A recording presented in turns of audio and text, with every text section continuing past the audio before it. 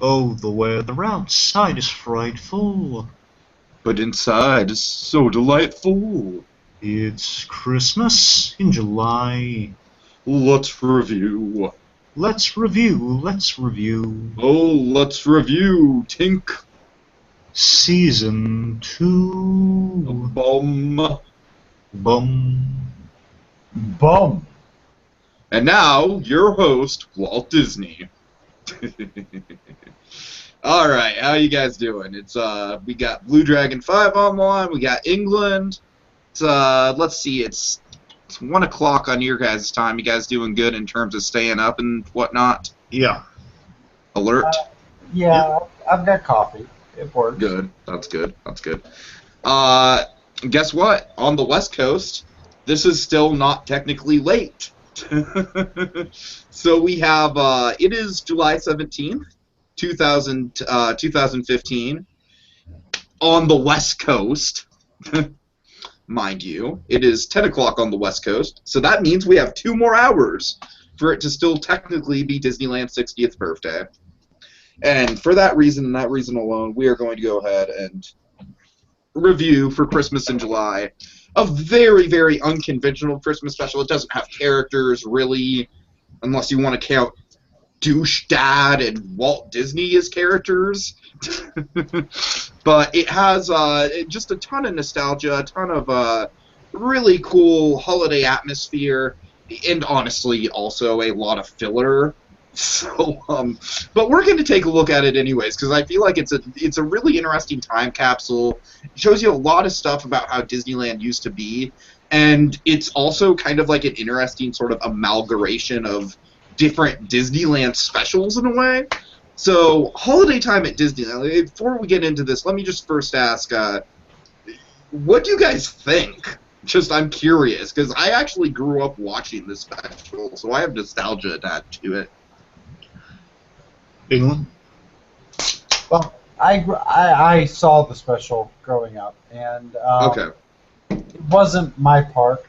You know, I'm from Disney. Yeah, of course. Yeah, England and I are similar in that way. We've only had the Florida experience. Well, I've England, been. you've been to Disneyland, right? Yes, I have. Yeah. Oh, sorry. And I will say Disneyland is completely different from Disney World. Yes, But- it is. It didn't used to be that way, It's and quaint. well, when you look at this special, Disney World used to be a lot like that. When you go to the Magic Kingdom, you used to run into characters and the whole 9 yards. So that doesn't happen so much anymore. Dude, I remember even from the 90s to the 2000s, the transition between, like, random character encounters to meet and greets. I lived through that. I remember that happening for sure. Yeah, I was. I have a very distinct memory of my sister, who was 6 years old at the time, and I was about 13 or 14 years old, and she met characters just on random. Sure, sure. And it's 2 different experiences. I mean, the world. And nowadays, when you look at it, meet and greets kind of, like, dominate the park landscape with a lot of what they do. Oh yeah, well, and there's reasons for that. I mean, you look at the attendance, for example. Oh, God. But I think some of that is also expectation. I think Disneyland is a very quaint park that is magical in its own way, but it also plays. And it happens to be both the world's most popular local park and also one of the highest tourist destinations in the world. Yeah, so it's but, got wonderful crowd control issues. Just wonderful. yeah, but it doesn't make the world's top 10, and Magic Kingdom does. And Oh, okay, fair enough, fair enough. as a result, by about Magic Kingdom does by about 4 to 5 million people per year. Mhm. And when you add 4 to 5 million people wanting to meet Peter Pan or Cinderella, Just say it. Anna and Elsa. Anna and Elsa, yeah, exactly. You end up with insane waits. Oh God, yes. Oh my God, I've seen pictures. It's a benefit for Disneyland, frankly. When I went to Disneyland, I saw the characters out there interacting in a way I haven't seen in a long time. And I think they really hold out there on the West Coast the magic of what is a Disney experience. Not can I book my experience with Cinderella 60 days in advance. It's just it's bull crap, frankly. So All right, we could get into politics all day. But, oh sure. I still want to have an annual pass holder debate with Monkey. I think that'd be really fun. But Dragon, what was your overall impression on this? Overall, with this, I mean, I like the warm, fuzzy feeling, Disney can give you when they have these exploratory things with the park, especially when they have a good old Walt Disney in there. I did really love those segments, and nostalgia was, again, not me personally. I wasn't at Disneyland, but it just kind of reminds me of my kind of Disney experience. Sure. And it was fun in that respect. I liked kind of the Christmassy angles of it, but I'm not gonna lie. A little repetitive in place with all the parades and stuff. I'll definitely give you that. It was fun. A lot of padding to it. It was fun seeing the old rides, but I mean, I think it lingered on things too. I think there's a couple interesting, historical things you can look at in terms of those parades, but we'll get into it. It's just the special lingers a lot for me. That's my problem. It does. I think it could have been a half hour, to tell you the truth. If it was a little more rapid fire, I think it would have because I like seeing the old tracks being unveiled and the idea of these safaris and Disney kind of introducing them. I like that, but it just drags a little. Yeah, I think it could have easily benefited from just being a half hour instead of an hour.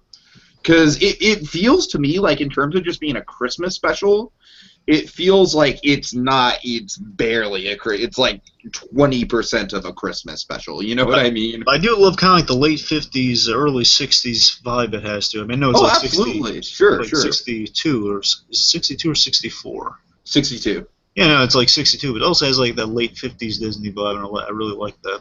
Mm-hmm. All right, well, without further ado, let's get right into the thick of things. So we start with a jaunty opening in color. Oh yeah. It's worth noting right now. This is a Wonderful World of Color. Now, England, can you shed some light on this? Was Wonderful World of Color I'm sorry, it's not Wonderful World of Color. It's Wonderful World of Disney. And from what I knew about Wonderful World of Disney, it was like the place to show Disney movies on Saturday nights. That's what I associate with Wonderful World of Disney. But was it like a TV show back in the day? Because what I got out of this is I definitely have seen clips from this show in other places. So I gather that this might have been a bit of a clip show.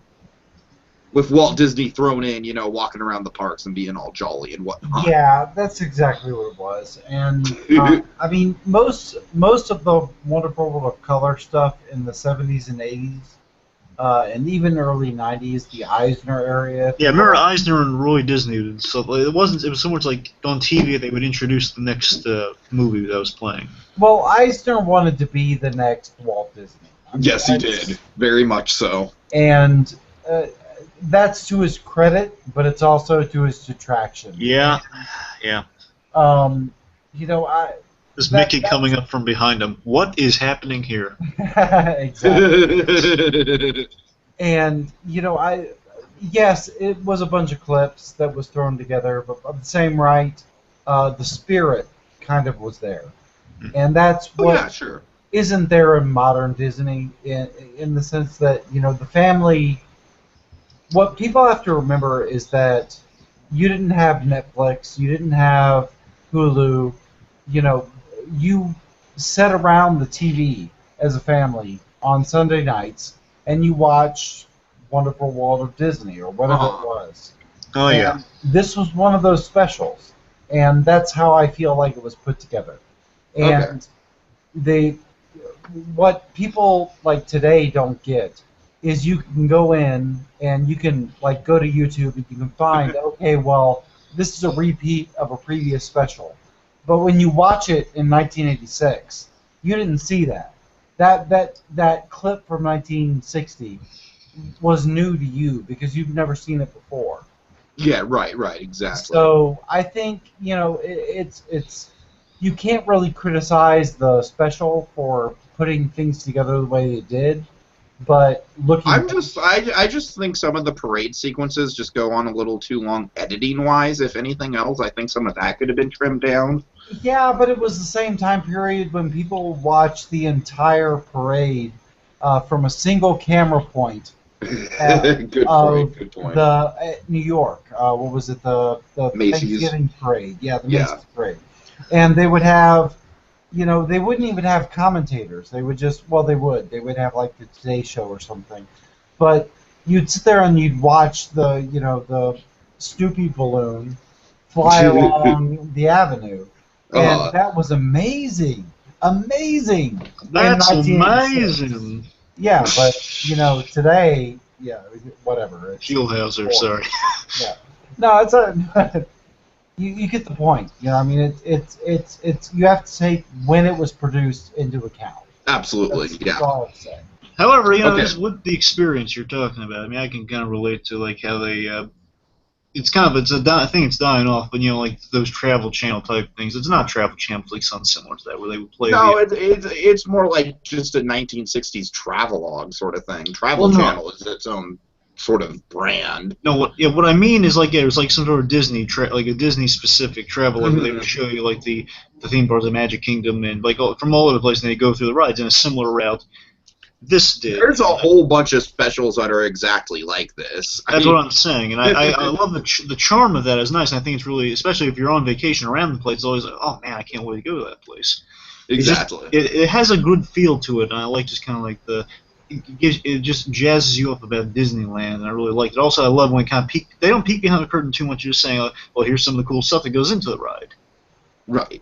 So I always thought it was very informative, really kind of interesting, which I like how this kind of gives you a little sense of too. The more 60s style to it, like I'm not 60s style, but kind of like a classic Disney vibe to it.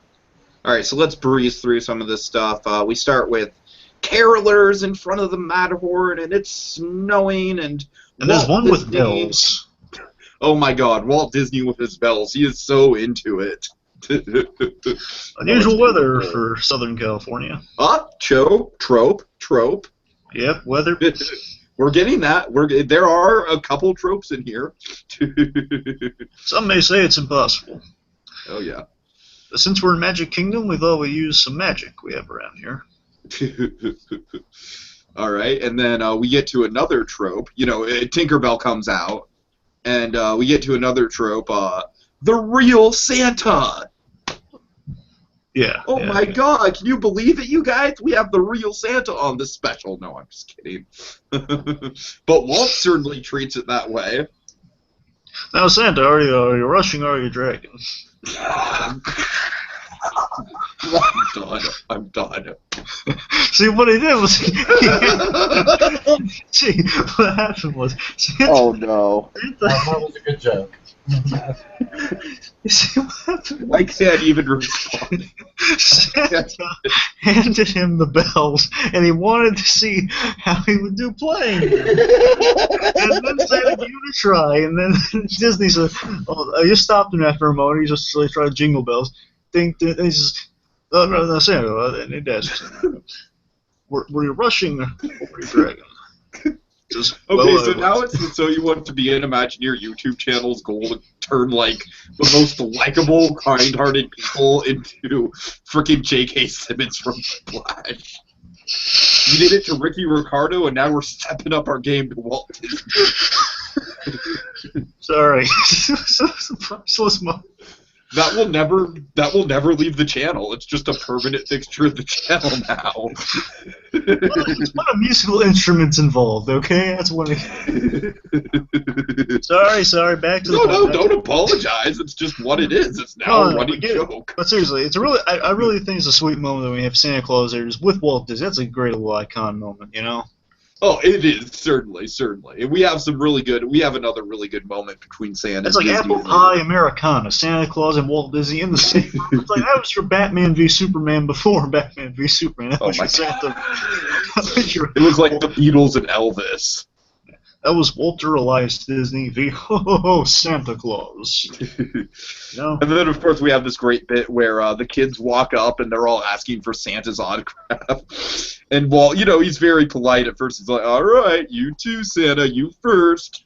And then The kids walk away without asking for Walt's autograph, and one of the kids is even like, "Who's that guy?" You know what's kind of funny is, well, I'm sure Walt would have just pulled out like one of the autograph cards to give to the kids. Right? Yeah, exactly. All right, but then Yeah, Walt I is love like, this. "Oh, Santa, it's your big day." I get the other 365. God. Yeah. And it gives them All the right. gift of bells, and again, crashing around your dragon. But is the wait? Did we pass over the weather gag? No, we didn't. Making sure. So Yeah. Main Street, 300 million jaywalkers. I never really thought about that before at all, but that's an incredibly good point. They have so many jaywalkers. Disneyland, the most illegal park in California. But you know what's funny about that is that when they show the clip, it looks legitimately like a lot more dangerous than it is now, because they have like the bicycles and everything like that. Like there's legitimately like a lot more. I'm surprised Disneyland didn't get shut down or fined a lot of money for that. You literally have on tape the crime in progress, okay? And Right? you just said 30 million cases of this. Walt's just acknowledging it like it's some sort of like proud fact. I mean, what's going on here? We need to get Rossi on this. Yeah, let's get Rossi on this. That's what we got. Oh God. Unless it's about being married to two women. Oh boy. Is he? I Doesn't really don't, follow think, through. I don't think Walt was into that sort of stuff. I think. Oh God, Walt Disney, come on. Yeah, exactly. Okay. Anyways. Wow. I thought this was going to be a very dry and boring podcast. All right, so there's always something going on Main Street, and then they get into kind of like. I love this. This is really great. Yeah. Now, hey, before we go on, I just want to mention this because I'm saving Miss Banks a little in my mind at the moment. I love one of the things I love about kind of Disney, and I think also Tom Hanks captures well in that movie, and I just love seeing the actual thing here of a Disney just being kind of this walking factoid book. Just like all the Disneyland. I love him spouting that off. I really do. Yeah, it's awesome. Really informative stuff, and then you can take us through what he says here. Okay, well, first of all, I just remember they've had the same basic narration on the monorail forever, except they've only changed it up, like, they've added, like, this is California Adventure, you know what I mean? Mm-hmm. But, like, they've literally had the same narration on the monorail since I was a kid, even back before California Adventure or anything. They just add in the California Adventure stuff. Mm-hmm. And the thing that they've always had on the monorail since I was, like, a 7-year-old kid visiting that park for the first time is something that really jumps out is the narration. It's like, Disneyland, since the beginning, has played host to countless kings, queens, and celebrities. Oh, good old Jack Wagner. Rulers of nations and princesses. So let's see. I have a few of them. We have the They're Prime Minister of India. Mm-hmm. We have the Eisenhowers with their grandchildren on the really Mine cool. Train through Nature's Wonderland. The Prince of the Netherlands. I thought this was cool. The King and Queen of Nepal. And then this was my favorite, probably. The President of Brazil. And he's so enthusiastic that he's just, like, standing up on the Jungle Cruise. Now, this is important. You know why? It's a very important part of the special. This is just so great because it just shows you kind of how extending kind of the Disney magic is. It goes all corners of the globe, and they're always welcome there. And the important part is these are people of great importance, and you know what they're doing? They're having a good time. And they're letting the guards down. They're just in there enjoying the rides with their families and or just enjoying the rides by themselves because it's just a fun experience. I think there's something really I'm pretty sure Disney. That guy from Brazil is like, I don't think he's got like kids with him or anything. He's just like, oh man, look at the animals. Exactly. It just shows you the Disney magic in effect. It's a fun experience, and no matter who you are, you can have a good time at Disney. I'm sorry, England. Do you have something you'd like to say? No, I was just going to say Nixon. Yeah, well, that's isn't that later though? Yeah, we get a lot of Nixon later. Yeah. I am not a crook, but I want to see Mickey Mouse. No, he wrote. And I want this ribbon cut, and these large scissors are not doing it. Now, buddy, we gotta wait in line.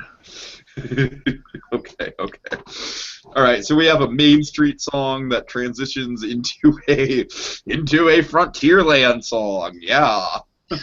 By the way, just want to mention with the music. I love in the opening how we had like all the themes of various Disney movies kind of melded together. Of like someday my prince will come. When you wish upon a star. They're all I'm kind of pretty mixed sure together. that's just the standard Disneyland intro, isn't it, England? Could be. All right. No, it's No, really I'm nice pretty though. sure. It's real clever though. It's like all mixed together, like just the themes. It's nice. Okay, so we have Old West. so Frontierland. This is really fun because I think Frontierland is one of the lands that's like changed so much over the years, and now it's like it's not even like a shadow of what it used to be. I'm surprised it surprises you that it changed. It's called the New Frontier after all. All right. Well, anyway, so obviously from this you can tell like there's a ton of synergy going on in the 60s, and I'm really jealous of people that got to visit it during this time. Yes. You got the pack mules, you got the stagecoach, Yeah. you got the canoes. I think the canoes come later. But you know what I mean, though. You got the mine train, and of course, my favorite, you have a nice shot of Wally Bogue at the Golden Horseshoe. I'm like, yeah, Wally Bogue! Comic legend, that guy. Comic legend. Yes. All right. We go to Fantasyland next. Yes, Fantasyland. I love the '60s version of Fantasyland. Oh, Fantasyland brings to you childhood dreams come true. So I love seeing the sky buckets. That was cool. Those were sky buckets, weren't they? It was called the Skyway, but yeah, it was technically pretty much sky buckets. Yeah. They still have those little motorboats, don't they? The funny thing about that is that in the later years, they actually rethemed the whole motorboat thing to gummy bears. Well, you know what I'm referring to. Of all things. Oh yeah, I do know what you're referring to. Tell the yes. kids at home. They might have forgotten.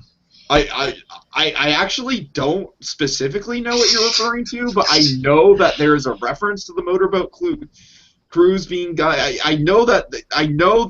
Yeah, I'm getting mixed up. But yes, in the last couple of years that the motorboat cruise was there, it was a gummy bears attraction. I'm referring to Freakazoid. Remember that gag in Freakazoid? Oh, okay, right. That's right. It floored me. And this Freakazoid is so emotionally destroyed by them getting rid of the motor. And I was just like, of all the attractions at Disneyland, you choose the motorboat. No, and the proof this is relevant because they're in the sign that reminds him of the sky bucket, so like they're a little ski lift type thing. And then pretty much says, "Oh, this is fun." It's like, yeah, it's like Disneyland. Well, not anymore, I'm afraid. Did they ever get rid of the sky buckets at any point? Yes. That's fine. See, that's what he's referring to. They got rid of the sky buckets. Well, at least they got the little motorboats. Mid-90s. Yeah, they're gone now. Yeah, then it says like at least they got the little motorboats, and then the guy just gives like this really hard, like you can't look him in the eye. It's like biting his lip, and he says, "I can't look him in the eye and tell him this." And then it's off screen. They see the little bucket going up, saying, "No, not the motorboats!" And it's a runner through the thing, and then ultimately, at least he gets consoled by the doctor he's visiting, saying, "Oh, don't worry, the Imagineers, they need time to create." That's fucking awesome. Sorry, and I bet you anything that the reason they had that joke is that the motorboat cruise was like the most benign attraction in that whole park. I get anything. Yeah, that's probably okay. Sorry, continue. So you saw some sky buckets. We saw the Dumbo ride. We saw the Dumbo. I just want to point out like 50s, 60s era races of what the kids with the Indian feathers. Oh yeah, well isn't that later in the thing, or is it? No. They're riding the I have it in my notes. They're riding the Dumbo ride, and they've got like these Indian feather bands in their hair. I'm like, oh, that probably would not fly now. No, it wouldn't. But I'm Cherokee. Well, and there's something a little worse in this thing, actually. But we'll get to that. Yeah, that's the other one's not too pretty. I'm sorry, England. You're trying to. Sorry. No, I was just saying I'm Cherokee, and it doesn't bother me. I mean, it really doesn't. Well, I mean, it's one of those things, like, I'm not really saying it like, oh, it's racist. I'm saying it more sort of like it's culturally interesting that, like I said, you could not get away with that. Like, if you just fucking took your kids out to the park wearing those kind of, like, Indian headband things, you get, like, dirty looks, you know what I mean? I it was agree. okay in 2003, wasn't it? Well, Wait, what was? Well, I mean, like I was like, you would watch, I was watching like something that was a take place 2003. I mean, still the Indian headband was like used around Thanksgiving. It was okay. It wasn't really culturally frowned upon at that point Yeah, yet. I mean, here's my thing, and this will get a little political, and I'll shut the hell up. All right. So I'm Cherokee. All right. I don't give a damn about the headbands or any of this other stuff. The only people who I think care about this thing are white people Oh, who absolutely. I feel can totally see that. who feel guilty Oh, there's a about feather in your cap. whatever. You know, it really annoys me because the real problems that my cousins and the people who live that lifestyle, who are on reservations, the only people who care, they make it about, if you're going to have a feather on your cap or some crap. Exactly. Yeah, I see where you're coming from for It sure. really bothers me, and I really wish they would shut up. Okay. Because Okay. what they do is they take the fun out of everything. I see some, kid running around with a feather, whatever, headband for, they're not annoying me. They don't.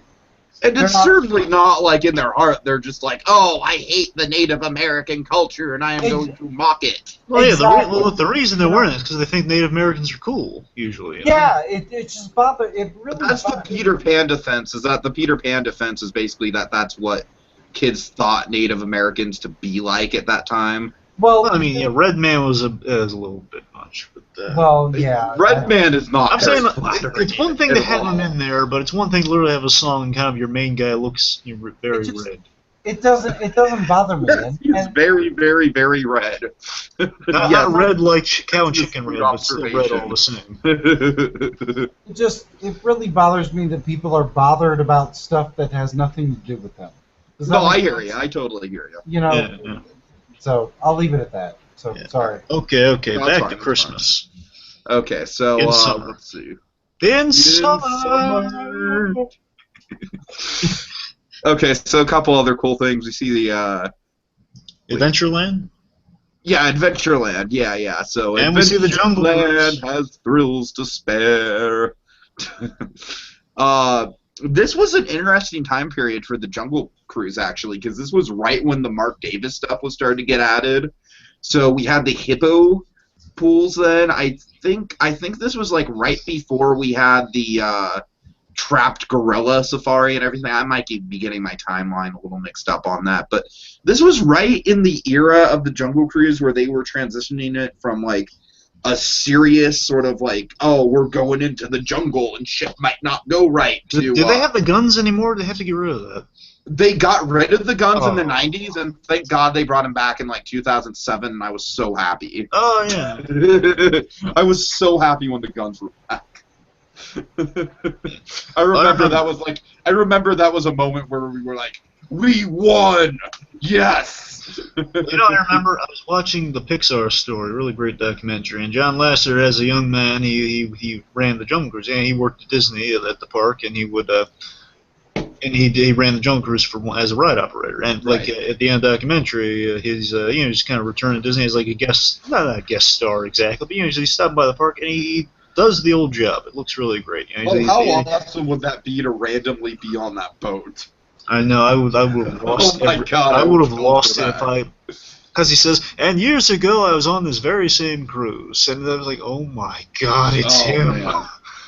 That I would have lost awesome. it. I would have like said, no, I gotta be on something. This is insane. right.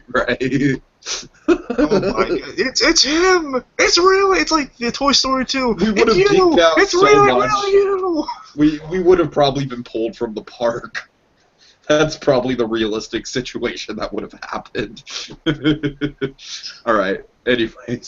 So Jungle Cruise. Now let me ask you this, just kind of briefly on the Yeah. topic of kind of potential cultural insensitivity. Oh boy. This is curiosity, and as of a soup. I don't really think I can speak to this personally, but there are African natives in this ride. Am I not mistaken? Yes, but to my knowledge, I don't believe that anyone has ever had a problem with. Because I mean, I'm just asking again. I don't have a stance exactly here. I'm just questioning. Well, I mean, Is it actually accurate? No. Oh, I- fuck no. No, I mean, I know, It's Disney. I know, not now. I'm saying back then. Like, It's a bunch No. of headhunters that are like It fucking it popping was- up to, from no, bushes to be fair, I and didn't know years that. at you and I It shit. was didn't know they never- were. it was never accurate, and it was never meant to be accurate. Exactly, Meant exactly. to be entertainment, and just like everything I just talked about. I mean, just stop taking everything that's entertainment and making it some bullshit hashtag that you're gonna put on Twitter. I mean, it just annoys the crap out of me. I didn't know about the head. I hadn't really seen the ride actually go ahead because again, I hadn't really been there. It's Well, usually- they were there at Disney World as well, and they got pulled in the 90s. Really? Yeah, they got pulled. Oh And shit. and I now had no we're looking idea. now we're looking at Trader Sam is racist because South American cultures don't actually look like that. And I don't want to turn this political, but it just annoys the ever living crap out of me. And I'm going to end it there because that's not the point. But just come on, grow up. This is entertainment. This isn't about saying this is what your culture is or not. And if you want to go there, Disney parodies white culture, if you will, and I use that. Oh my god, yes. Well, I mean, like look, anybody else. So just shut up and enjoy the ride. I mean, just enjoy it. It's about escapism. It's about Exactly. enjoying it. And I'm gonna shut up. So you guys. The go Jungle on, but- Cruise was essentially like America's view of like an exotic jungle in the 1950s, and there wasn't really much rhyme or reason pulled into like what they had. Like England said, it was just all sort of, for the purposes of entertainment. And I know I'm actually shocked that I never heard anything about them being pulled from Disney World because they've always been in Disneyland. I have not heard one person complain about them. So, Well, I haven't really been on the ride. I've never really seen it go. Seeing it go into, I noticed this, and I don't really have any view on it one way or the other. I was just curious, like, sure. if we're like just bringing up the Native American, these made me think. I wonder if people are offended by that at all. Oh, without a doubt. I'm just asking. I mean, I have no stance on one I'm way. sure or the other. there's some people that are, but like I said, I've never heard much of a stink be raised about it. It's the same reason they pulled the guns. I mean, it's Disney's Oh, trying the not guns to pissed offend. me off. Oh man, But- the guns pissed me off because it's like the storyline says that you're in like your life is being threatened right now by these giant whales of the river that can kill you, and you're not gonna fire a gun. That's what No. the gun thing said to me. No, because you're not going to fire a gun because it's nature's wonder or whatever. Exactly. You know, Well, I mean, yeah, because it's just the logic of you want something to protect yourself with, No, you can't protect yourself because This is nature is worth more than you, and that literally is, like I said, hashtag, liberalism or whatever. Yeah, you don't want to read into it too much, Well, it's all about entertainment, and I really get sick about people who try to take it too seriously. Mhm. Just don't take it seriously. It's when you ride the jungle ride, yeah, there are some tropes in there. Yeah, there are some things that are questionable. But you know what? My kid, who's half black, doesn't watch Tom and Jerry, and see the nanny and think, oh my God, that's who I'm gonna be because she has some. Yeah, because it quote. just doesn't make sense that would go through a kid's head in the first place. Yeah, so stop. Yeah, that's the trying- thing. Like with the, Stop trying to justify it. And it really upsets me. It really does. And I'm sorry to go on about it, but No, it's okay. Yeah, I can tell it hit a nerve for you. I can It just- definitely see. I know your background. well, it bothers me because I'm like, it really. Let's just celebrate, good entertainment. And Tom Exactly. and Jerry is good entertainment. Oh, fuck yeah. Disney is quality family entertainment. Why do we have to sit here and make everything political and overthink things? You know, it's just let's just do it. Let's just have fun. And Yeah, there's I don't yeah. get it. All right. Yeah. So, okay. So next up we have Tomorrowland, and this is a lot of really fun stuff here. We have the Clock of the Future, which told the time in every country in the world, which I always thought was super nifty. And then we have the old rocket jets. I actually didn't know that they hadn't converted it into the new rocket jets yet on top of the People Mover station. Although I guess that makes sense. They converted that when they had the People Mover station, and that wasn't until '67. Nice seeing And the then holographs. the flying saucers, yes, which they brought them back to Cars Land, and they failed again. So Yeah, they tried it with the if I remember the publicity thing, right? It was the cow Luigi's tipping. flying tires. Oh, okay, Luigi. They also had like something with the cow tipping. Yeah, that's actually a really good ride, from what I hear. That's actually a really good spinner ride. It's themed But to Maker. Luigi's flying tires. So okay. They got rid of that, and they're replacing it with like some like disco tech like dance thing, spinny ride, another spinny ride. It's like a carnival. I don't know, whatever. So then we U.S.A, home of like really good theme, and also the spinny ride, and the other spinny ride, and the whole land full of spinny rides, and the whole land full of miniature downsized kid version of spinny rides. I'm sorry. Well, that is that whole edge of the park. I mean. Oh yeah. Oh God. Absolutely. It's just it's kind Tiki, of bad. I realized something.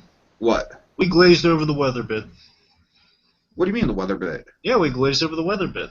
What Way weather in the bit? beginning, when Santa walked by, he says, "Oh, hey, Santa, how's it going?" And he says, "Well, we're all good for the parade. We're all set up for the parade, but there's a problem with the weather is a little harsh." And then Tinkerbell. That's why Tinkerbell suddenly comes by. Oh, you see, when you said the weather bit, I just thought you meant like the whole. Oh, it's Southern California, and it can't be snowing out, but it is because. No, I mean like Santa asked him to ease up on the snow, and then Tinkerbell does it, and she just clears up the snow. All right. Okay, I'm sorry. Yeah, so yeah, we're back with Walt. That's why I bring it up. So aren't we back with Walt? So. Yeah. Well, and then we have a quick scene of everyone dancing at the Plaza Pavilion, which pisses me the fuck off in retrospect, because now it's just a place to shamelessly shill princess merchandise. That bothers me. That really bothers me when they have like unique stuff in Disneyland that's not an attraction. It's just stuff that fills out the park, and then they get rid of it for merchandising. No, don't say that to me. Okay, moving on. So we'll talk about that on another podcast. So this is Why, not. are you in favor of it? No, hell no. Okay, good. But I thought for a second you were gonna like have an argument with me about it. oh hell no. But what I will say is that when I went to Disneyland versus Disney World, you guys keep that Main Street theme much better. Still have the cinema, and I'm very proud of that.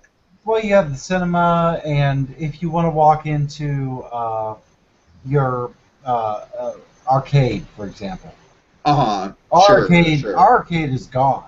It's got a sign that says arcade, but it just leads you into the Emporium where you can buy T-shirts. That sucks. Oh, that pisses me off. You at least have a couple, Ooh. a couple penny. We have the walk-in arcade fire stuff. station, which is cool, and it's especially Right. cool because it's right above Walt's apartment. Right, exactly. The train Oh station yeah, in the itself I think firehouse is really apartment. cool. Oh, that's such a cool thing. Oh, So- believe me, I've spent summer nights there. I've spent nights where the park closes at 12, but Main Street's open until 1, and I spent like hours just in that fucking firehouse.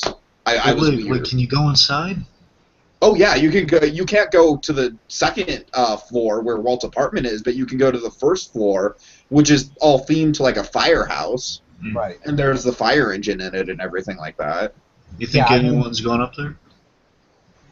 I mean, people go up there. Like Disney family stays up there. Occasionally, people will go up there for. I mean, yeah, but you can't access it if that's what you're asking. Yeah, That's from the park. because the employees just try to sneak up there and say, "Oh my God, Walt Disney's been in here." Ah. I'm sure some people do. I don't know. Why does them dancing annoy you? I mean, What? What? Who said? that was what you said. Hey, Dancing there annoys you because of what it's become. So why? wait, are you talking to me? No, I'm talking Tiki. Tia, what? Are you talking about the Plaza Pavilion? Yes. It annoys me because it used to be like this nice, quiet area, and there used to be like gardens back there and stuff like that, and it would just be a nice out of the way part of the park, right by the castle, off of Main Street to just sit down and have lunch. And I used to always go to it, and then it's now just like, oh, here's some princess merchandise to just shove in your face. Here's some more princess merchandise. It's the princess fair, and it pisses me off. Man, you're really not like Kevin Bacon at all. And it pisses me off especially because maybe this is just an OCD thing with me, but I don't like anything related to Fantasyland too overtly to be outside of the castle walls. I just think that on itself is kind of a slap in the face to the initial theme. Whatever. Just whatever. Let's move on. All right. So Walt. So Walt. Yes, so Walt. Not Walter White, Walter Disney. Oh, God. So Walt mentions, like, along with the holidays, we treat many other days as such, essentially. And essentially, we treat other days like Christmas by throwing a party, throwing a celebration, with each new addition to our park. Then and you're all invited. We have a dad who's coming up, and he's like, hey, Walt, do me a favor. Will you tell my kids that there's actually going to be a parade?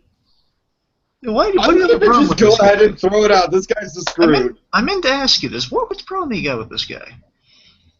He just seems like kind of an asshole. No, he's not. Just asking a question. What are you talking about? He's passing off like he can't handle his kids himself, so he's like, hey, Walt, my kids are annoying the fuck out of me with this. Just No, Tiki.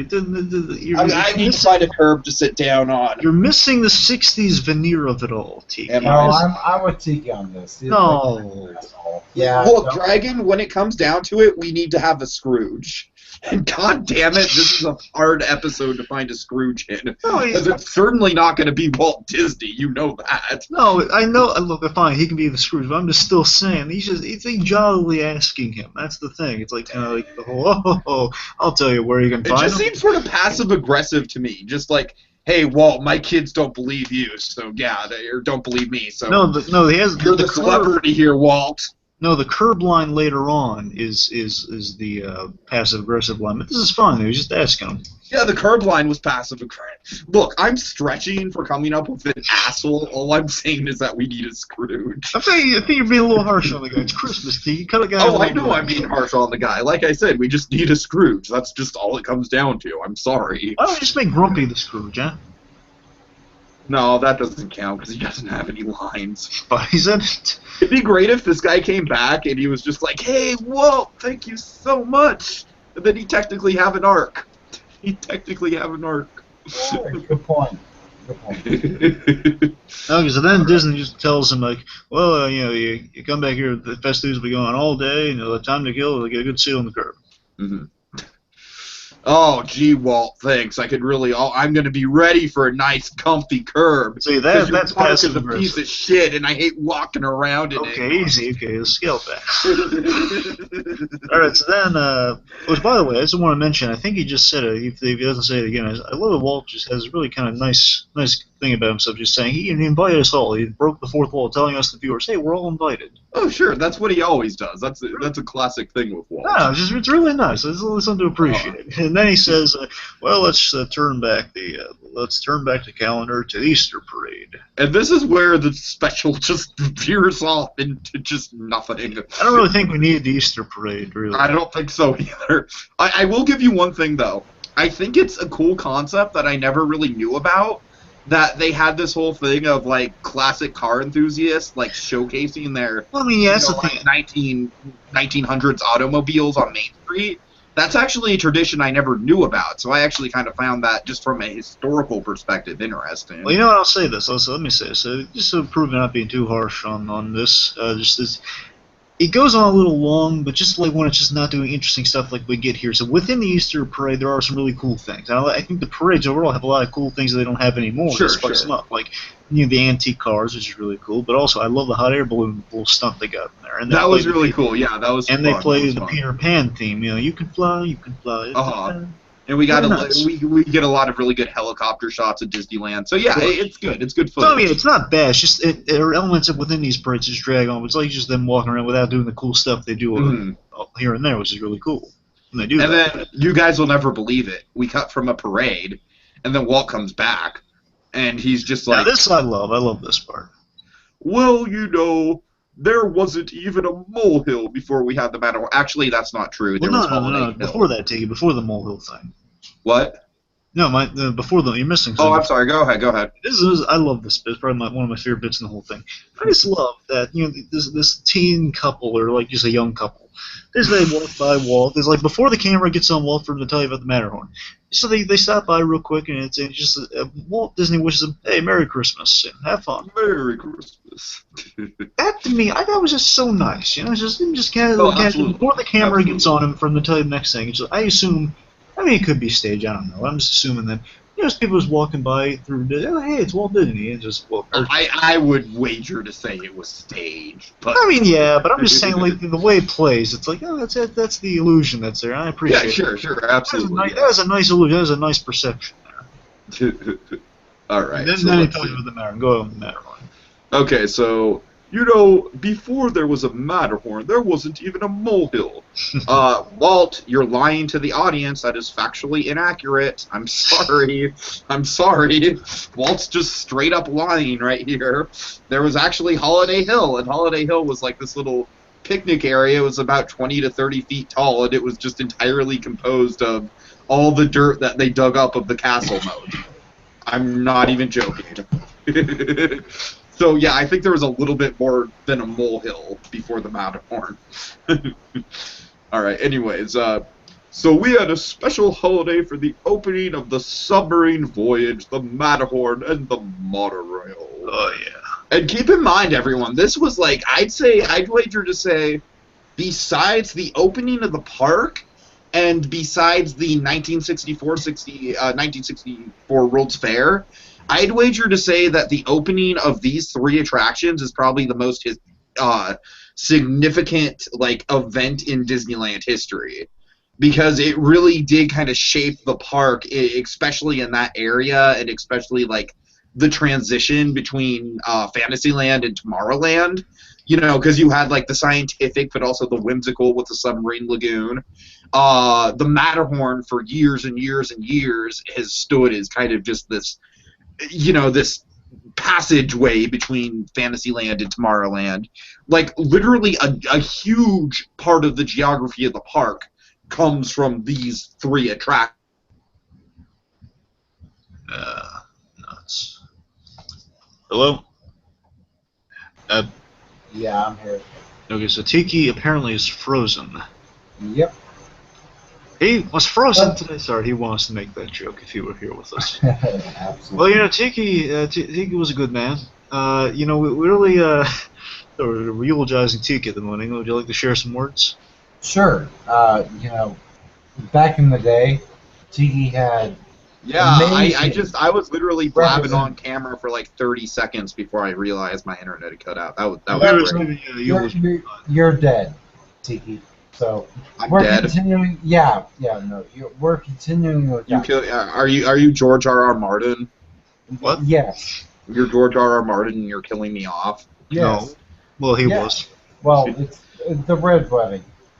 Okay, where did I end off? I was giving this whole big soliloquy about how important the. Well, we thought it was your dramatic last words, Tiki. Yeah, exactly. Did you guys get all that though? Because I thought that was very well worded. How important the submarine lagoon was. Well, but we heard you say hype it up like it was very pivotal to Disney. Disney. And that's it. Lagoon. You said it really well before you started to freeze up. I don't know how far you got with it. Oh my god! Fuck. Okay, it was. God damn it! This is the much less enthusiastic version. It was a huge. The goddamn. It was a hugely significant event because it basically changed the whole geography of that park, because it included that whole like transition way between Fantasyland and Tomorrowland, where you had, you know, the scientific but also the whimsical with the submarine lagoon, and then also the Matterhorn for years and years has stood as a gateway in between the two lands. And I just feel like until that area came along, Disneyland's identity didn't really. It was still certainly a hit. It was certainly a success. I feel like the Matterhorn was a game changer, and it wasn't just a game changer. It also came with the submarine voyage and the monorail, which unto itself were also these huge attractions. So all I'm saying is that 1958, hugely historical thing, hugely historical event. Okay. Anyways, okay. So either of you guys know of the Firehouse 5+2? It's a cool name. England, you don't know who they are? Nope. Oh, really? Really? Okay. Do you know Tiki? Yes, I do. You see, folks, It's this is the part of the show where Tiki tells us stuff we don't know. I'm thrilled because usually BlueDragonFive is in this position. Okay, this is actually the jazz band that Frank Thomas and Ollie Johnson were in. That Oh, actually yeah, I performed remember at this Disneyland. now. Oh, yeah, watching the documentary. I got Yeah, a yeah, DVD. yeah. Oh, it's that same band. Yeah, Firehouse Oh. 5+2. Oh, that's awesome. Yeah. You Okay, can so see Frank Thomas in there. He's playing on the drums, I think. wow, even in the six, that's amazing. Yeah. So they didn't just take the name; they literally took the 9 old men, put them in there, didn't they? I think it was No, Frank Thomas and it Ollie Johnson. So just those two guys. I forgot. they Just have- those two, and then a It bunch was of like something it did on the side that got Yeah. included. Because I exactly. remember there's this thing that Walt Disney. There's a clip within the documentary where they show you like a Disney. It must have been like one of the episodes of the show or something, promotional thing of some kind, where he says, "Well, there were the men hard at work," and like they're all says, "Hey guys, listen to this," and they start playing the music, Exactly right. and then we're putting on their Firehouse gear and stuff. So so that's them. Okay, that's a cool name. You have to remember at this time, Disneyland was still a plaything for Sure. WED or WDI or whatever you want to call it. It was still a plaything for all of them. All of them. Yeah. Also, I love that Disney mentioning his grandkids in the special and seeing them. Yeah. Parades with them and stuff. Okay, let's see. So we have Yeah, we see the old Mickey Mouse suits, which I got issues with. which are terrifying. Yeah, so I'll tell you what the problem is. I think I got the problem down for it. The hands and feet are not proportionate to the head. It's awful. It's such a bad fucking costume. It works. They somehow. And it's funny because I feel like from that time period, some of the other costumes are just fine, like the dwarves and everything, but the Mickey costumes in particular are bad. Remember like, the Snow really White bad. premiere? You remember them at the Snow White premiere? Uh-huh. They were terrifying at the Snow White. That's true. That's fair. Now, They're a lot however, I better think here. if you remember Save Mr. Banks, they perfected the costume more. Like the hands were still a little small, but still they had the head perfected. Though. That was what they did smart. That's 2 years after this, in theory. So I'm not sure. I don't think they actually changed it to that. But I think it's just like an addition because otherwise it'd be scary beyond belief. Okay. So yeah, I never liked the old Mickey Mouse. I've seen another Five Nights at Freddy's with Disney costumes, like scary old Disney costumes. Oh, you see, here's a scary adventure for you. A young boy falls down a shaft with all the abandoned Disney costumes up from that the would old. actually be really terrifying. And then like the kid's locked in. legitimately terrifying. And it's a huge thing, almost like not basically like a hidden section of the Disney park, and he's trapped there for 3 days. Oh no. And here's the thing, it's so far down, there's just like little bullet holes of light almost, just like little grates of light peering down. So he sees the light, but he can never escape. Wow. And he can hear the people, but they can't hear him because they're having such a good time up there. You just keep adding on to it. You just keep adding on to Is it. it that bad? No, it's fucking amazing. All right. Anyways. So yeah, we have a lot of fun floats here. We have. I thought one of the cool things was Scotty from Lady and the Tramp is like a little miniature Yeah, float. I love that. That was like the many people in the suits. Mm-hmm. And then the Golden Horseshoe had its own float, which I thought was awesome. I love the mermaid float. I love the use of mermaids in this. The mermaid float and the Matterhorn float are two things that you see a ton of when you go back and watch old Disneyland retrospectives and stuff like that. Those two floats in particular pop up a lot. You know what's it's the proud thing to say about this? That's all. Those are Peter Pan mermaids. They're not Ariel mermaids. Ha ha! Before the Renaissance. They're not Peter Pan mermaids. Wait, what? No. Oh wait, are they Fantasia mermaids? No, they're submarine voyage mermaids. Oh, so I'm saying so they're purely for the submarine voyage. Yeah. Not No, all they're for not Peter Peter Pan. Pan mermaids. Oh. I'm sorry. Okay. And Lord knows the Peter Pan mermaids are really neglected in Disneyland because they have that sad corner at the end of the Peter Pan ride. Yeah, it's a shame. Okay, anyways, I do like the mermaid synchronized swimming though. That's kind of nice. Well, I mean, you know the whole thing about they had it in the Steve Martin movie where they had the mermaids who would swim live in the lagoon and then horny teenagers would try and swim out to them. Misogynist. Oh, God. Hey, Donald Duck was one of those misogynists, man. Well, remember, Donald Duck was always the ladies' man. He always like in the Donald Duck, one of my favorite Nostalgia Critic quotes, because it's absolutely goddamn true, and I knew it was true from, like, I was a very little kid, is that the last third of Three Caballeros, all Donald Duck does is try and get laid. Yeah. That's all he does. That's the whole last He third sees of the that live movie. action dancer and then It's he's going insane. after. It is the most insane drug trip of a Disney movie. All right. Anyways. So then we see the christening, don't we?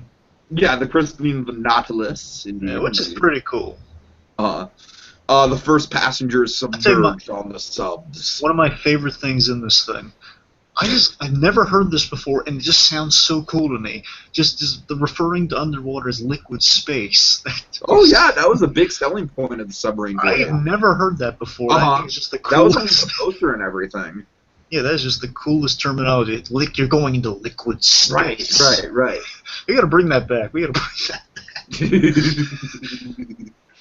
All right. So this is a classic Disney clip that you see everywhere. Oh God. The opening of the monorail. And this is just classic. It's just a pure slice of life perfection. Come here, Pluto. Oh no. Kissinger wants to see you. What's he want to do to Pluto? I'm scared. Don't get Pluto. Well, mixed no. up with Nixon this. was a dog lover. He had dogs, remember? Oh, okay. I'm He had You just Checkers. said that really menacingly. You were just like, You don't know anything about Checkers the dog, do you? no, I don't. Nah, I won't bore you with it now. It's just he basically got a dog for a publicity stunt. It was pretty funny. Okay, fair enough. So, Dragon, you take us through what Nixon's trying to do here. No, you do it. It's fine. All right, it's actually not Nixon. It's I believe his grandkids, if I'm not mistaken. Well, he's with his daughters. His daughters. Okay. Yeah, because he And has they've got these over the top like giant scissors, and there's this big red banner that they have to cut. Yeah. And then they can't get it. Oh no, the scissors aren't cutting. And then what does Walt Disney do? It's He more comes difficult in. than the thread from Hercules, you know? It's ridiculous. And like I said, this is a classic Disney clip. It really is. And then Walt Disney comes in with a pair of like regular like little pocket scissors. And oh, it's great. It's great. And then I actually had a ball seeing the monorail before it extended out into the rest of the resort and, extend out to the Disneyland Hotel and everything. I really found it fun because that whole, section, all the track is still more or less the same. It's kind of just cool that the Nixon thing, it's just showing you that, man, Nixon really can't do anything like any. He's like the Charlie Brown of politics. I think that's why Disney likes to show it so much, because it kind of adds to the Nixon punchline. I'm not a crook, and I can't use scissors. I'm sorry? Yeah, it's far more than that. Not for this podcast, but Okay. there's a reason why Nixon was included a lot in Disney stuff. There's a reason. I don't even know that story. I'm kind of Uh. curious. It You're doesn't right, have it's not anything for to do this with the podcast. negative side when I think. I don't. This is not the place or the time. Yeah, but Yeah, it's not. It's There, not. there is a reason. I'm I know. fascinated though. I'm fascinated. Henry, get rid of the tapes. Get rid of the tapes. Well, Go to ride his brother's yeah, corpse right into the White House.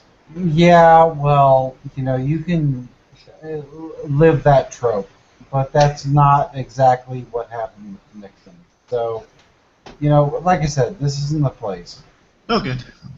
So I thought it was really cool seeing the monorail traveling out along Harbor Boulevard in the '60s. I got a real kick out of that because whenever I go to Disneyland, I typically stay at Harbor Boulevard. I've stayed at the Disneyland Hotel once or twice, and I've stayed at the Paradise Pier Hotel a few times. But there's something like nostalgic and very just old school vacation-esque about just staying on a hotel in Harbor. I know it's not the most like luxurious hotels in the world, but it's nice because you're right across the street. I actually think the Harbor hotels are geographically closer to Disneyland than the Disneyland Resort hotels are, besides Grand Californian, I guess. So I don't know. I'm going on a tangent, but I just thought that was cool seeing Harbor Boulevard in the '60s because I think Harbor Boulevard is just as much the Disneyland experience as Disneyland is to a certain extent. Anyways, so yeah, we have the Matterhorn opening. We have a whole bunch of climbers. This was a cool thing they did back in the day. Was they had they had people climbing the Matterhorn all the time. I actually saw a show when I was like a teenager. I just randomly saw like, oh, holy shit, people are climbing the Matterhorn, and it turned out to be a bunch of like costume Disney characters, and they had this whole this whole sketch about climbing the Matterhorn, and I actually kind of like got into it, especially because it's like, how much harder must it be to climb the Matterhorn when you're in one of those suits? You know what I mean? Oh man. I mean, I'm sure for like what. Depends on the gloves. I guess so, yeah. And then they have that really fun thing where, like, now gravity getting down is a different story, and they repel. And that just looks so fun, doesn't it? Absolutely. And so they wave the Swiss flag from the top in tribute. They have a giant ceremony going on. Huge Swiss dance, a championship ice skater who's just going nuts, doing flips and stuff. They're going all out. I have on my notes, it goes on for way too long. This whole celebration thing, do you guys agree? Did we see like Walt did something about the Columbia? No, that's later. Okay, never mind. Yeah, I got It goes on way too long. It's just like dancing and dancing and more dancing. See, this is and the this main skater thing. guy doing crazy flips. Yeah, this is and the main more thing I was dancing. talking about with the whole cutting some stuff out. Yeah, this whole Swiss celebration. They could have easily just cut from like the Matterhorn being climbed to just the Matterhorn being ridden, and that's it. They could have easily just chopped out this whole bit. Agreed. But I'll tell you, one of the cool things to see in this special was the Matterhorn with the old interior before they redid it in the 80s. That was a trip. That was definitely a trip to me. I thought it was really interesting. It's like, it wasn't honestly as barren as I thought it was based on people like the reputation that it had. It certainly wasn't as well themed as it is now. But then again, I think the whole appeal of that ride is going in and out of the caves and everything like that. You know what I mean? So I don't know. It was just really cool to see that ride in its original incarnation. So yeah, okay. So now we get to the Sternwheeler Mark Twain and the Columbia. I didn't like this part. Why didn't you like this part? Well, just it dragged. I mean, I can't add much more to that. Well, it's the 4th of July, and they're deciding to dedicate the Columbia, and they have a circus parade tradition on the 4th of July, apparently. No, didn't he like bring like real sea captains to like rededicate the Columbia or something? They probably did, yeah. That was kind of neat. Yes, those men. Yes, neat little thing. That's one of the things that I had written down in my notes is that they really go out of their freaking way for authenticity. Yeah, I mean, you gotta give Disney props for that. Oh, I do. I certainly do. See some canoeing. We see some ducks. Lovely shots of ducks. I guess it's the kid that like flies away with balloons that just shut me down. You know, The adventure is out there. Yeah, you're right. That was pretty damn cheesy. Ingla, do you remember the? Do you by any chance remember the short about the little kids following the balloon around Disneyland? No. Oh man.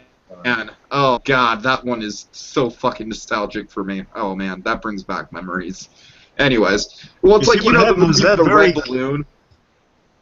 Sorry. The Red Balloon, that expressionist movie about the balloon that you just follow around. Oh yeah. It's Yeah, like that, except Disneyland and little kids are following it. Well, remember. It's exactly like that.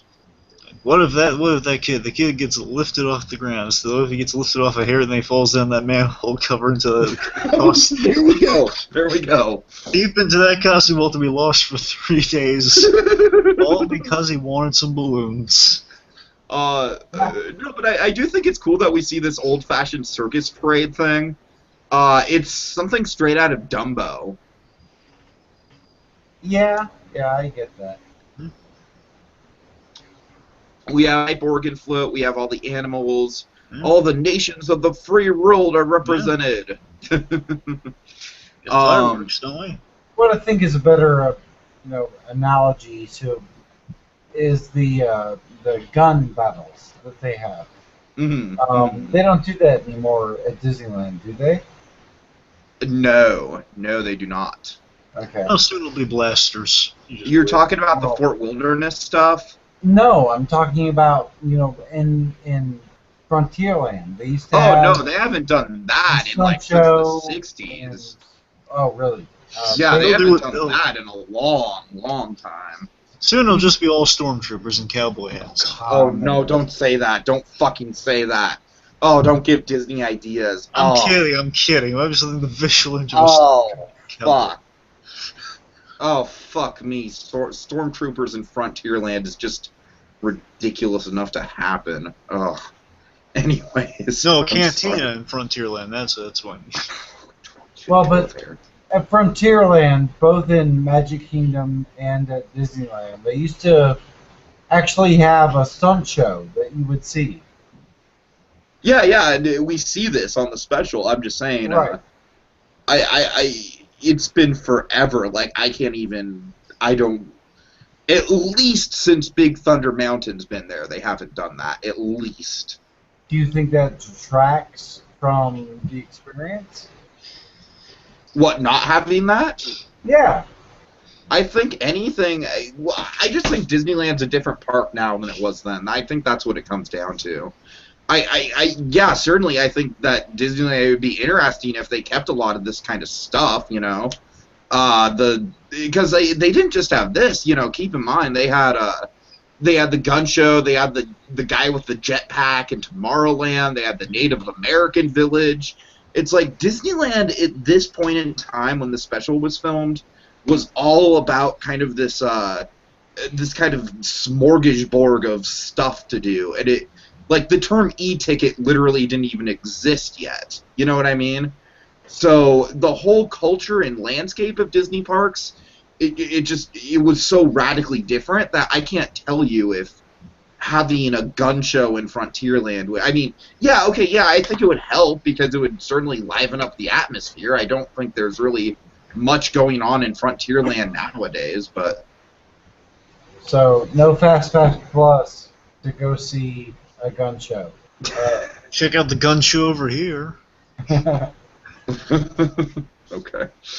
So yeah, let's see. After We get fireworks. We get this cool line about a fantasy in the sky. Mm-hmm.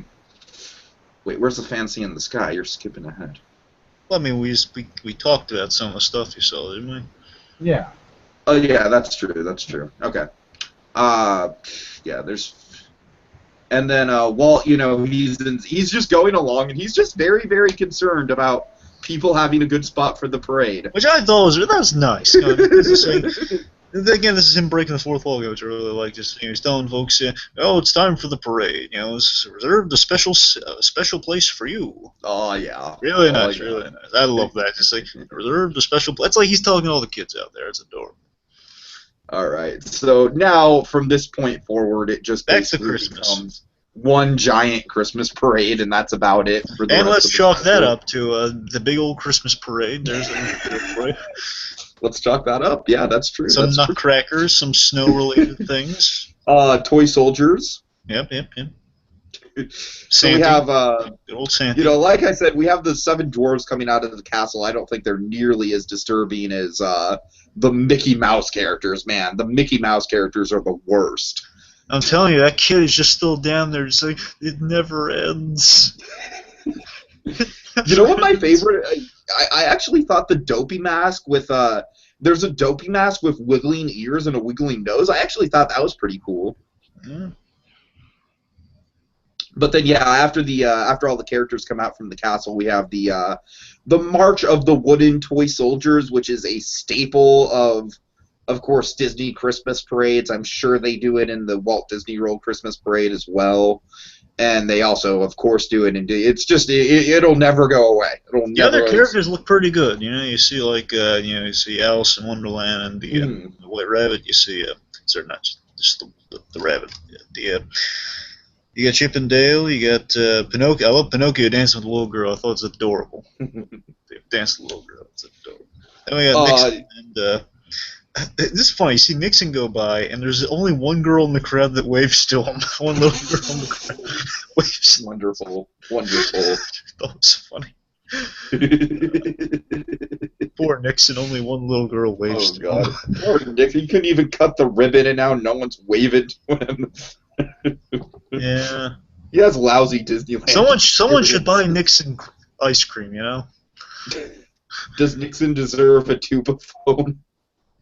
You know what? For kind of his non-spectacular Disney experience, let's give him a tube of fun.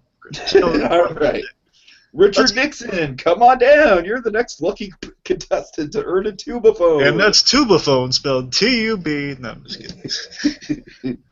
Sorry, Engel, we get a percentage if we mention tubaphone. That's the thing. Yeah, we do.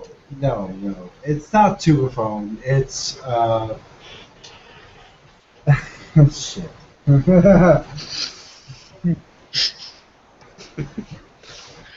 It's tapaphone. It's what? No, it's tubaphone. No, it's tapaphone. No, it's tubaphone. Oh, you're wrong. No, it's You're wrong. What are you referring to? What show are you pulling? Do not diss the majesty of the tubaphone. No. What show are you pulling from? Give me a name. No show. You gotta tap a phone to have a tapaphone. I mean, come on. What are you talking about, tapping? We're talking about tubaphone. It's a very different thing. Well, a tubaphone is, a very Awesome. musical instrument. Yes. It's a music. It also has a phone, and so it has a very thick '90s brick Yes. phone. Okay, It has like a I home get that. phone in it. It's All not right, like a got tapping. No, it's Got not like a little Morse code phone. No. Got it? No, I got it. Still gonna stick with tapaphone. I prefer the tubaphone myself. That's because Okay, we're getting paid for this. Meanwhile, no, we're not. To tell you the truth, I can't even take the difference. Fact of the matter is, Pepsi paid me. Pepsi paid me last, so tastes better. And again, folks, it's tubaphone spelled Dave T-U-B. Chappelle, ladies. Dave Chappelle. Okay, so we got. Speaking of oversized instruments around the holiday season, we have a big brass drum. Oh my God, this thing was awesome. Yeah, really cool. And then there's a lot of Babes in Toyland imagery, actually. Christmas. So there's that scary Jack in the Box looking thing. Yep. We have the Santa and the Christmas floats of all the different nations. And of course, how can we pass up Walt riding in the parade on the horseless carriage? Oh yeah, with his daughters, I think. I believe it's his daughters or his grandchildren. His granddaughters. Yeah, probably his granddaughters. Yeah. Well, I mean, it might have been cool. I thought that the Dance of the Hours hippos, I thought those were really cool costumes as well. Yeah. Let's see, and then we We have saw like the Santa of Japan. We saw the Indian float.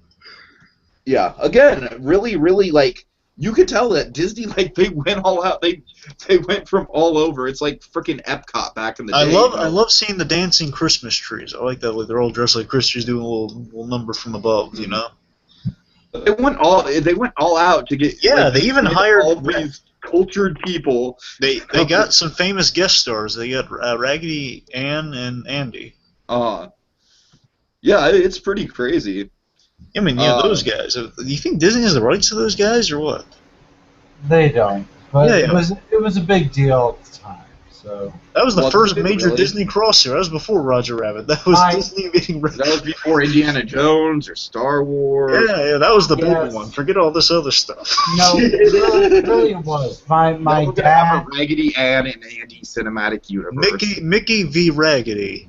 my dad has a Raggedy Andy doll, and my mom has a Raggedy Ann doll. Oh, no. That's adorable. That's adorable. So it is what it is. Yeah. They're in their 50s, 60s, so it is what it is. So let's see, what else do we see? So we see Santa Claus makes his grand entrance. Oh yes, oh yes. And a lot of balloons. I love this. I love it whenever Disney does the whole balloon thing. I love it when they do that. Mm-hmm. Because I remember like watching the from the Sherman Brothers movie, they played the thing of like when they're doing the debuting It's a Small World After All. And they unleash That all was one of Walt's last on-camera appearances, besides the Epcot tape, was that thing right there, The Small World. Oh yeah, it's always love seeing those balloons launch in the air. It's so cool. I also love the little. I love the. There's a lot of fun stuff here. I love the little chorus of Christmas trees. I like the reindeers that come up and they've all got their tongues sticking out for some reason. And see, when all those balloons pop, all the little rubber balloon remnants, they fall down the little hole so the kid just has another glimmer. Really? You're still going with this? You said not to stop. I'm just like, usually I'm the one that's doing the fucked up running joke. Alright, fine. You want to let the kid die, let the kid die. I won't feel grudge for it, but I'll judge you silently. I don't want let the kid die, I just don't want. You're taking away its hope. Okay. Oh, I'm sorry, what was the hope? Was the hope that all the balloons would... Yeah, you just started mentioning it again. I was just floored that you were even mentioning it. He would use the balloons to fashion an escape of some variety. Oh, there we go. Okay, that makes sense. Oh, God. Okay, I'm sorry. I'm saying come back. Now someone needs to make like a 20-minute like horror movie about this. Tiki, this is going to sound strange. I have the honest feeling we've had this exact conversation before. I am not joking. Vu, man. I swear to God, it was about a Disney thing too. And I brought something similar like this. I don't know. Like the creepy pit of lost Mickey Mouse costumes. It was like some idea. You mentioned that exact phrase. You said, "Well, we should do like a 20-minute thing on this," and I was like, "Oh my God." Okay, I'm sorry. A 20-minute thing where we literally just like it's in the context of this special, but it's like going on within this special. Okay, anyway, so yeah, we're back on topic. Sorry, go take these blessings. Then we got like a night choir here. We got a night choir going on. Mm-hmm, mm-hmm. And this is actually the Candlelight Processional, I believe. Yeah, and it's a huge event for Disneyland, actually. Like people. A lot of people. Oh yeah. There's like a human Christmas tree. Exactly. Yeah, it's definitely the Candlelight Processional. It's one of the most popular events at Christmas. Like annual pass holders go nuts for this thing. It's kind of like the School of Fish from Nemo. Form the shape of a Christmas tree. kind of, yeah. It's really neat to see it like even back in the day because they still do it. It's still a really big tradition. Yeah. I wish I would have seen one of them at one point because I've been there when they've done them. I don't know. Like at the time, it wasn't really something that appealed to me as a kid because I wasn't really into the whole religious, spiritual element of it. But I just think like the whole experience of it would be cool. Yeah, and they're like around the City Hall part of this. Mm-hmm. Was it Main Street? Yeah, it's a train station actually. Oh, even better. Mm-hmm. So then after they sing, I'm sorry, take us through. England, you want to weigh in at all? Yo. So, Nope. I think he's good. Okay. Let's see. What do we have to round it out? Well, we have, after they sing for a while, then we have, like, the lights go out, and then we just have the lights are on there, just saying, Merry Christmas, and that's the end. And it's Oh, nice, lovely, and it gives you a warm feeling on the inside. All right, and then we cut to the Disneyland credits with the castle and the fireworks and everything like that. Good stuff. Good stuff. Yeah. Yep. A fantasy in the sky. Oh yes. All right, so that was a holiday time at Disneyland. Yes. So yeah, really quickly. I mean, it's of its time. You know what I mean? I appreciate it as sort of this weird little time capsule. And it's certainly not like the deepest thing in the world or anything. It's fairly unconventional to cover it as a Christmas special because there's no arcs or anything. There's no real characters unless you want to count Walt as a character. Doesn't exactly have the flair of Epcot. Epcot. Although we passed it over, but he does use the whole things at least once in this. At least, you know what I mean? Yeah. We're going to go down and we're going to see some things. We're going to go down. We're going to see some things. We're going to go see some things. Okay, we have as a Christmas special, we do have some tropes here. Not as much, but when it gets to the Not Christmas as much, no. it achieves the overall feeling you want with Christmas special. It makes you feel, it kind of gives you the warm and fuzzy feel. It makes you feel, this is nice. It's like a way you've never really spent Christmas before, and it's kind of an advertisement for that thing.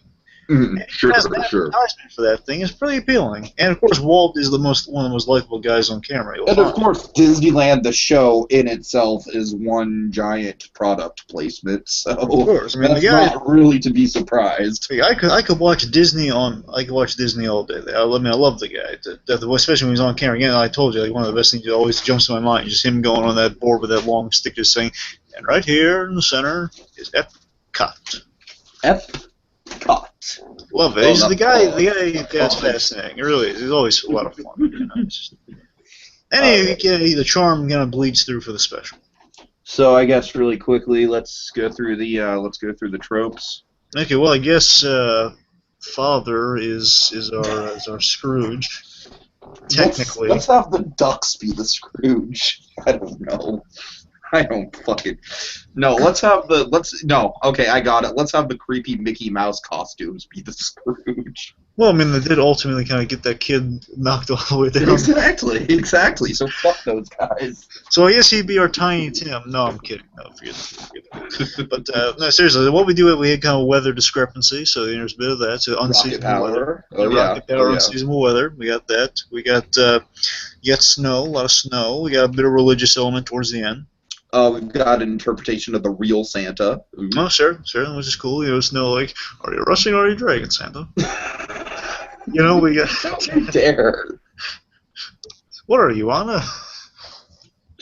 Oh no! How many of these things are we gonna do? No, but seriously, we got with that though, we do have just a Christmas parade at the end. I love the two icons exchanging gifts to one another. Sure. Yeah. We kind of want some religious imagery and symbolism at the end. Yeah. Toys. Of course. Crackers and such. Let's see, overall, just, the lights, they get kind of spectacular lights and light show of the sort, around Christmas time, kind of like National Lampoon's, a bit like that. Sure.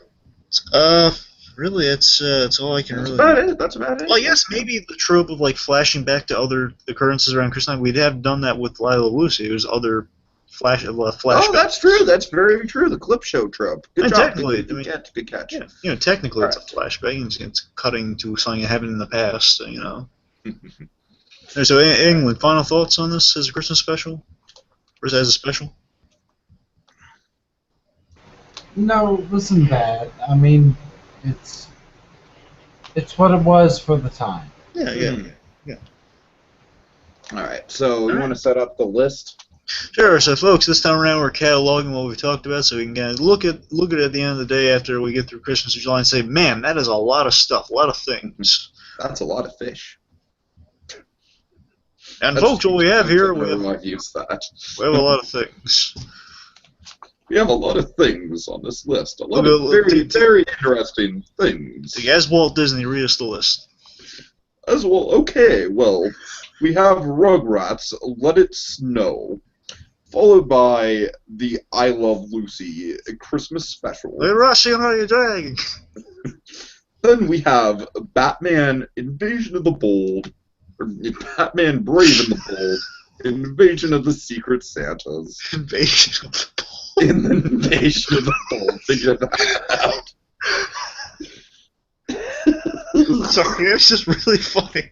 I know, that sounds like a fun spin-off or something. Okay, I'm sorry, go ahead. In the Bold. A Rocket Power Christmas. The Whoa. Bells of Fraggle Rock. All in the Family. Draft Dodger. Holly Jolly Secrets from Adventure Time. Inspector Gadget Saves Christmas. Fuck that. Fuck that. Now you sound like Santa Claus when you do that. Merry Christmas, Keenan. A Pinky in the Brain Christmas. Lou Grant. You're a dirty, rotten bastard. And finally, Holiday Time at Yeah. Disneyland. Two things. One, just to clarify what we're saying there, that's about the Nostalgia Creek, not about Lou Grant. We're not saying anything of that nature about Lou Grant is a dirty, rotten bastard. No, he's the As opposite. Walt Disney. How dare you, sir? How dare you for those two fine, upstanding citizens? But, yeah, also, England, while we have you on, just to kind of sell a little bit of continuity here, some slight kind of running continuity here. Did you watch our Nostalgia Critic, Christmas in July, by any chance? Oh, yeah, that's right. That's right. Yes, Which did. frag was it? Please tell us. It was Wembley, right? Yeah. Well, Yeah. That's what I thought. That's what I thought. I could have Yeah, figured that out. We didn't have to ask England. I knew enough about the characters. Okay. So. Sorry, we just wanted to know real bad. All right. So looking underneath the Advent calendar for tomorrow night. Yeah, let's just tear a little hole in the wrapping paper. Okay. Well, first of all, I'm so fucking far behind on. Yeah, we had a Steven backlog Universe of and Christmas everything. gifts, folks. Yeah, so I just acknowledge that. I still have to get to Pee-wee, I still have to get to Pokemon, I still have to get to Yo Gabba Gabba, I still have to get to Gravity Falls, so yeah. It's a lengthy Christmas after all. It is, but it'll all be done by the 31st, I guarantee you. But anyways, so next episode on Christmas in July, we'll be going back to the Nicktoons and talking about another Class B Kushbo, the Wild Thornberries Christmas. So of course that's going to be fun. Get some Tim Curry action in there. Marianne. And also another, chalk up another trope right off the bat. It's another Christmas special in an unconventional location. That unconventional location being Africa. So I think it'll be fun. Okay, so in the meantime, these Christmas specials, they're filled with tropes. Whether it be the Scrooge or the Christmas parade, or the Santa, or your holly jolly host, we here at Christmas in July want to see what tropes work, what tropes don't, and boil it down to the core essentials of what an awesome Christmas special should be. Now, folks, we're at that magical time where we take a moment and we like to pose the question: what would we call this magical process that can only be brought to us by a little dash of fairy dust? What would we call this magical process, my dear friend? This is starting to feel like the John Hammond thing with all the different Johns. Hello, John. Hello, John. Hello, John. What would we call this? Hello, Walt. Hello, Walt. Hello, Walt. We call that process putting the mistletoe underneath the microscope and things here on Christmas in July. La la la la La la. la la la La la la la la. la. Epcot. You see Santa. Are you rushing? Or are you dragging? Epcot. What are you looking at down there, Santa? There's no fucking Mars bar down there.